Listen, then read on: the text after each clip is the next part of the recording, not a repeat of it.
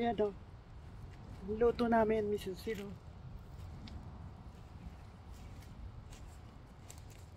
Amo, kore wa dekinai ne. To uki naranai ne. Pangluto sa Mrs. Zero, yun daw mga hindi lumaking ano.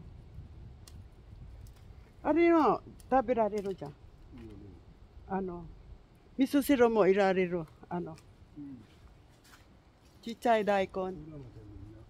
Pangluto lang sa Mrs. Zero. Ah, ang ginaw. Ang lamig oh. Yan, umuulan dito. Baka nga magyelo.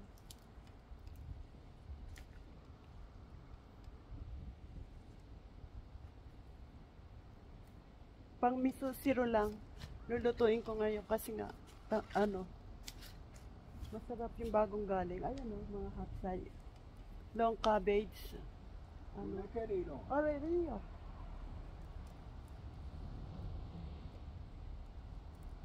Already. Hi, good morning everyone. Thank you sa mga followers sa pagpanood nyo. Thank you po.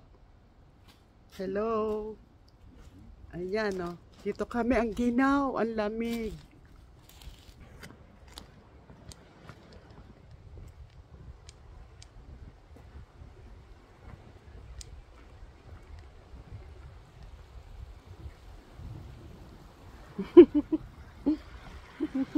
Ayan o. Yung aming ano. Hindi makalayas. Maginaw, maulan pa. Ayan o. Hi everyone, good morning. Makulimlim ang panahon. At kailangan nating ayan o. Otosan, kurumi wa dame nata? Doste? So ka. Ito o, yung walnuts. Look at the walnuts. Ayan o, walnuts yan. Walnuts yan. Galing doon sa puno. Ay, nakalbo na ang mga puno. Ayan o. Tingnan mo, lulutuin ko. Ayan o. Inaano niya. Nisprayan niya ng mga ano. Tapos uugasan niya pa yun. Lulutuin ko ng yung dahon. Sarap yung dahon. Sariwa. Lalagyan ko ng itlog. Gigisa ko sa itlog tapos yung kalahati, miso zero niya. Yung nilalagyan ng miso. Yan o. Tapos pag ipapasok niya na sa loob yun.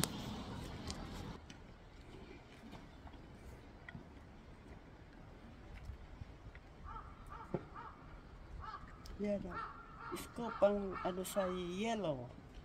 Sa nag-prepared na. We are preparing na sa winter. Yan. Ha? Nag-prepared na sa winter. For winter yan. Yan o. Mga pala. Oy, mga taga rito. Maraming trabaho. Ito yung mga kailangan ganyan.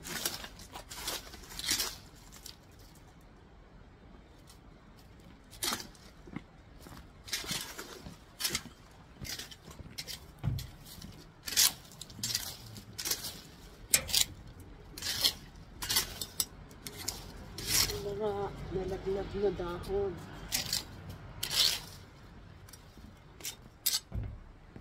Kure, otosan. Are.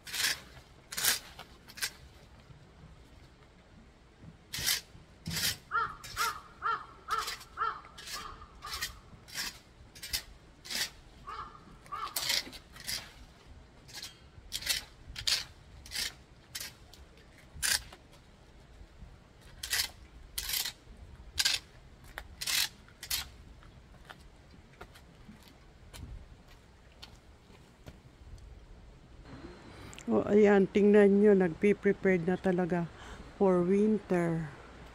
Naglalagay kami ng mga ganyan para sa halaman. Hindi sila masira, maano, tawag doon. Yan, o, ginagawa niya yan. Kaya mahirap talagang umalis ng ano siya. Kaya naiintindihan ko rin, oh. Yung mga ano, halaman, yung mga paso, nilalagay sa loob. Kasi nga, sayang.